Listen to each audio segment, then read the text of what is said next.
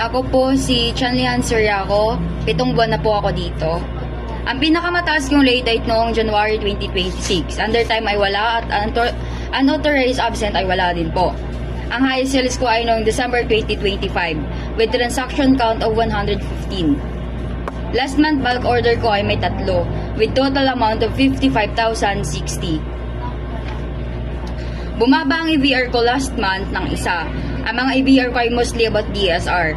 May iwasan ng EVR pag walang nilabag at sinunod po lahat ng bawal.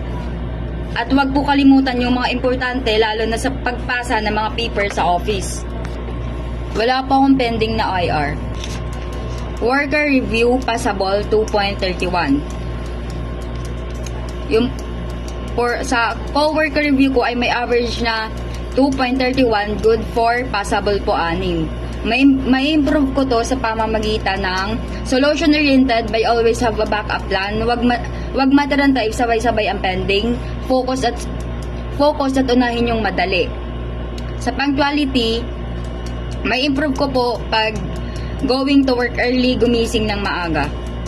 Dependability by kung kaya ko naman po ako na lang pong gagawa at gumagawa.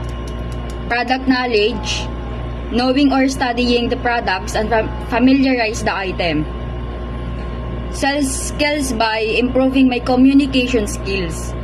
Work quantity by taking notes of important things. Work quality by malinis at maging organized sa area. Communication by communicate to each other. Flexibility by easily adapt. Team player by can work under pressure. Positive review ko po ay maayos sa workplace, matyaga, focus sa trabaho.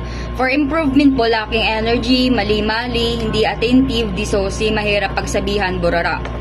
Positive comment sa akin ay masaya kasama, problem solver, mabusisi, good service provider, masinop, disiplinado, porsigido, masipag. For improvement ko ay distracted, tumatakas sa responsibility.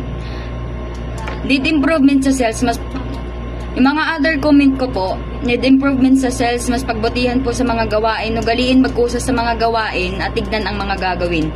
Huwag antayin na utusan pa. Masipag sa trabaho at willing siyang matuto sa mga bagay-bagay na nandito sa loob ng store. Ugaliing magtanong muna bago dumiretso sa warehouse o office. Nasa price list naman lahat. Base sa quantity, huwag mamili ng customer na ina-assist, bulk order o retail man. Tumanggap ng new customer at huwag dumipende sa regular customer. Self-awareness. Ang dapat ko pa po i-improve ay maging aware sa paligid, communicate, improving my skills and knowledge. Na-challenge at nagulat ako sa mga nabanggit tungkol sa akin.